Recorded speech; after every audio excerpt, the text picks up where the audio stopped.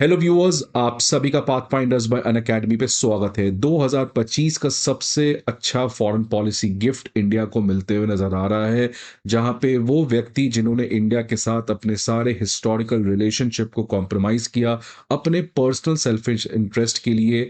जी हाँ, मैं Justin Trudeau की बात कर रहा हूं। अब फाइनली एज पर रिपोर्ट वो इस वीक रिजाइन करने जा रहे हैं बिकॉज उनको बहुत ज्यादा आज उनके ही खुद के लिबरल पार्टी के एमपीज बॉयकॉट कर दिए हैं और उनकी पॉपुलैरिटी आज अपने जिंदगी के सबसे लोएस्ट पॉपुलैरिटी पे है।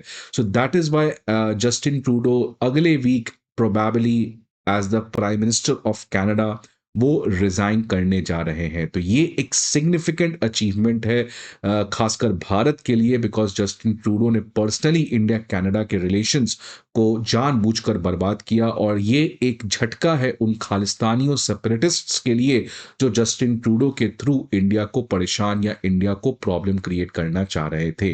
अब न्यूज देखिए क्या है कि जो कैनेडियन प्राइम मिनिस्टर हैं जस्टिन ट्रूडो, जो एक समय बहुत प्रोग्रेसिव लीडर माने जाते थे, वो वही व्यक्ति थे जिन्होंने लिबरल पार्टी के डाउनफॉल को रोका था, लिबरल पार्टी को एक नए ऊंचाई पे ले गए थे। आज वो एक तरीके से कंप्लीट पॉलिटिकल कोलैप्स की तरफ बढ़ते हुए नजर आ रहे हैं। According to the reports, Trudeau जो हैं वो इस वीक प्रोबेबली अपना फाइनली रेजिग्नेशन हैंड ओवर करने जा रहे हैं as being the prime minister of Canada. Although इस समय उनकी तरफ से कोई फाइनल डिसीजन नहीं आई है, बट उनके लिबरल पार्टी की तरफ से ऐसी बातें बहुत ज्यादा इस समय मीडिया में चल रही है।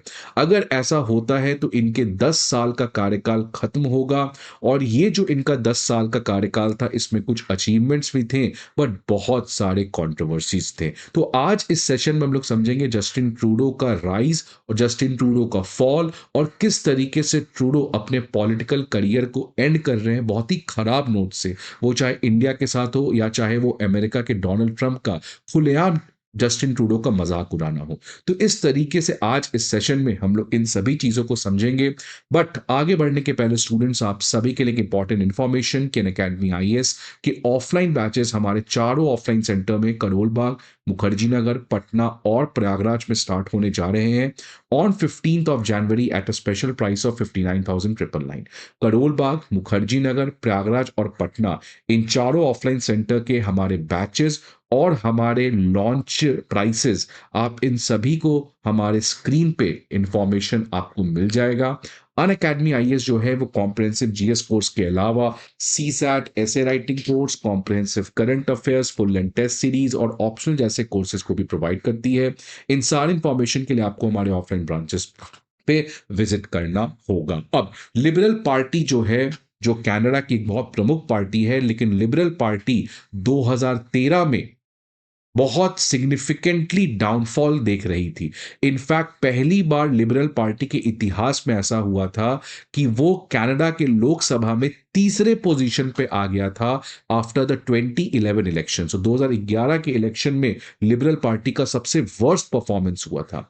अब लिबरल पार्टी को अच्छा करने के लिए, उसके राइज को इंश्योर करने के लिए जस्टिन ट्रूडो को लिबरल पार्टी का कमान सौंपा गया 2013 में और उनके नेतृत्व में पहली बार लिबरल पार्टी चुनाव में जाती है 2015 में और 2015 में वो बहुत ही अच्छा परफॉर्मेंस करती है। अगर आप देखिएगा 2011 के चुनाव में तो लिबरल पार्टी जो है वो तीसरे पोजीशन पे है, मात्र 34 सीट आए थे। लेकिन 2015 के चुनाव में जो जस्टिन ट्रूडो के नेतृत्व में लिबरल पार्टी ने लड़ा था तो सीट्स 148 से बढ़ के 184 सीट्स हो गए थे, जिसकी वजह से कनाडा में जस्टिन ट्रूडो का एक तरीके से दबदबा था। लेकिन धीरे धीरे करके उनकी जो पॉपुलैरिटी है, उनकी जो क्रेडिबिलिटी है, उनके ऊपर जो कैनेडियंस का ट्रस्ट है वो घटना स्टार्ट हुआ बिकॉज बहुत सारे स्कैंडल्स और कंट्रोवर्सीज में जस्टिन ट्रूडो फंसते रहे। वो चाहे करप्शन का केस हो, पैसे लेके कॉन्ट्रैक्ट देना, वो चाहे कॉन्फ्लिक्ट ऑफ इंटरेस्ट केस हो। अब इसमें हुआ क्या था कि आगा खान फाउंडेशन के ऊपर केस चल रहा था,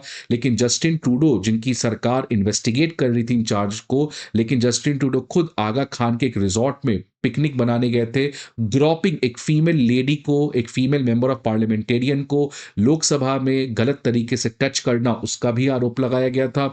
इकोनॉमिक स्लोडाउन, आज कनाडा की इकोनॉमी में आप देखिएगा तो कॉन्स्टेंटली एक स्टैग्नेशन देखने को मिला है, और लिबरल पार्टी जिनका एक फेवरेट पर्सन था जस्टिन ट्रूडो और उनका ये सपोर्ट एंजॉय करते थे, आज बहुत सारे लिबरल पार्टी में जो फैक्शंस हैं वो आज जस्टिन ट्रूडो के समर्थन में खड़े नहीं हैं।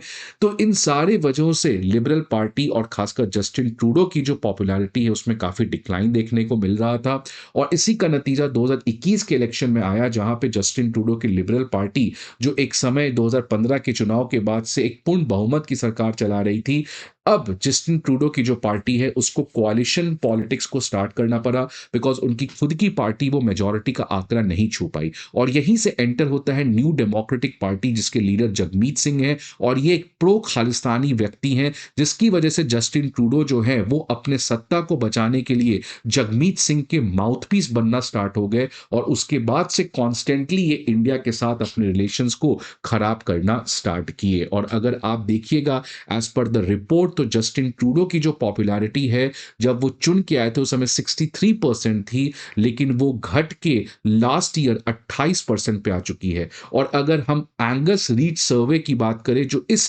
फ्राइडे को रिलीज हुआ है, तो वहां पे दिखलाया गया है कि लिबरल पार्टी की जो पॉपुलैरिटी है वो मात्र 13% है। तो अगेन ये लिबरल पार्टी की पॉपुलैरिटी वापस से जब ये 2010-11 में घटी थी, सेम आज लिबरल पार्टी अपने लोएस्ट पॉपुलैरिटी लेवल पे आ चुकी है। और इन्हीं सब चीजों को बचाने के लिए, लोगों का ध्यान भटकाने के लिए, अपने डोमेस्टिक चैलेंजेस से लोगों को भटकाने के लिए, इन्होंने कॉन्स्टेंटली फॉरेन पॉलिसी में रेटोरिक स्टार्ट किया, गलत तरीके के बयानबाजी किए। उसमें सबसे इंपॉर्टेंट था उनका इंडिया के खिलाफ, भारत सरकार के खिलाफ accusation about the killing of Khalistani separatist Hardeep Singh Nijjar. तो एक तरीके से इनको लगा कि ये सिख वोट बैंक को कंसोलिडेट करेगा, बट ये भूल गए कि हिंदू पॉपुलेशन कनाडा में सिख पॉपुलेशन से भी ज्यादा है, और बहुत सारे आज कैनेडियन के, वो चाहे वो कैपिटलिस्ट क्लास हो या चाहे वहां के जितने भी लोग हैं, वो आज इंडिया के साथ अपना रिलेशन अच्छा बनाना चाहते हैं, because they understand that India में अगर आप खालिस्तानी सेपरेटिस्ट को छोड़ दो, तो वो चाहे सिख कम्युनिटी हो जाए, वो चाहे हिंदू कम्युनिटी हो जाए, आज वो कनाडा के इकोनॉमिक डेवलपमेंट में एक बहुत बड़ा रोल प्ले कर रहा है। और ये सब कुछ बहुत ज्यादा एग्रेसिवली ट्रूडो के फेवर में हट गया और ट्रूडो के अगेंस्ट चीजें आ गई जब डोनाल्ड ट्रंप चुन के आए। बिकॉज देखिए, डोनाल्ड ट्रंप के इस पूरे इलेक्शन कैंपेन में उन्होंने जस्टिन ट्रूडो को पर्सनली टारगेट किया है, और जब वो चुन के आए तो उनके जो बॉर्डर जार हैं टॉम हॉमन, उन्होंने कह दिया कि कनाडा जो है वो जस्टिन ट्रूडो के नेतृत्व में एक सेफ टेरर हेवन बन चुकी है। बहुत सारे टेररिस्ट जो हैं वो कनाडा आते हैं और फिर वो कनाडा के थ्रू अमेरिका में एंटर करते हैं, वो चाहे खालिस्तानी टेररिस्ट हो जाए, वो चाहे पाकिस्तानी बेस्ड टेरर आउटफिट्स हो जाए। तो टॉम हॉमन जो है उन्होंने डायरेक्टली ट्रूडो को क्रिटिसाइज किया, और इनफैक्ट सबसे ज्यादा हंसी की बात कब हुई कि जब अमेरिका के प्रेसिडेंट चुने हुए डोनाल्ड ट्रंप ने जस्टिन ट्रूडो को गवर्नर कह दिया, उन्होंने ऑफर दिया कि आप 51st अमेरिकन स्टेट बन जाए। इस कॉन्टेक्स्ट में जस्टिन ट्रूडो इतने कमजोर थे कि उन्होंने डोनाल्ड ट्रंप को यह भी नहीं कहा कि कनाडा की अपनी खुद की सॉवरेनिटी है। तो इसके बाद लोगों को इमेज जो है वो काफी गलत हुआ, उनको लगा कि जस्टिन ट्रूडो आज एक वीक लीडर है, वो डोनाल्ड ट्रंप से फाइट बैक नहीं करते हैं, इसलिए इतना बड़ा स्टेटमेंट डोनाल्ड ट्रंप ने दिया, लेकिन इसके बावजूद जस्टिन ट्रूडो की चुप्पी नहीं टूटी। तो दैट इज ऑल्सो बहुत गलत ट्रिगर कर गया जस्टिन ट्रूडो और उनकी पार्टी के लिए। तो एक तरीके से ये कॉन्स्टेंटली जस्टिन ट्रूडो की पॉपुलैरिटी घट रही थी।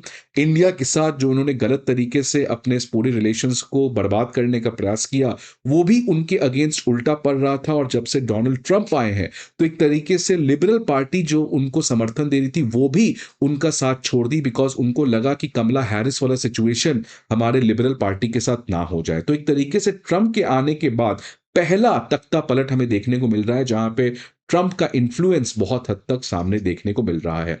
अब कुछ जगह और जहां पे इंडिया एक्सपेक्ट कर रहा है कि ऐसी चीजें होंगी, एक प्राइमरीली हमारा इमीडिएट नेबरहुड बांग्लादेश, जहां पे Mohammad Yunus again Joe Biden, George Soros की कृपा से जो पावर में है, वो भी अब पावर से हट सकते हैं आने वाले समय में। अब देखना पड़ेगा कि क्या डोनाल्ड ट्रंप रियली बांग्लादेश में इंडिया के बिहाफ में इंटरवीन करेंगे। सो ये तो समय बताएगा, बट एक्सपेक्टेड है कि बांग्लादेश में भी कुछ होगा। और दूसरा, जहां पे अगेन इंडिया एक्सपेक्ट कर रहा है कि डोनाल्ड ट्रंप जो है वो किसी तरीके का कोई पॉलिटिक्स करेंगे, वो है ब्रिटेन में। क्योंकि आप ब्रिटेन में देखिए, सेम जस्टिन ट्रूडो की जो लिबरल पार्टी है और वहां की जो लेबर पार्टी है, इन दोनों में काफी सिनर्जी देखने को मिला। और जब जस्टिन ट्रूडो की लिबरल पार्टी ने एक खालिस्तानी मुद्दा उठाया, तो वहां की जो इस समय 2024 में जो लेबर पार्टी चुन के आई है, वो भी खालिस्तानी मुद्दे को उठाकर इंडिया को परेशान करने का प्रयास की है। तो इस कॉन्टेक्स्ट में क्या लेबर पार्टी के अगेंस्ट भी डोनाल्ड ट्रंप का प्रेशर बनेगा? अगर बनता है तो इंडिया के लिए अच्छा होगा। बट एनीवेज, जस्टिन ट्रूडो जो है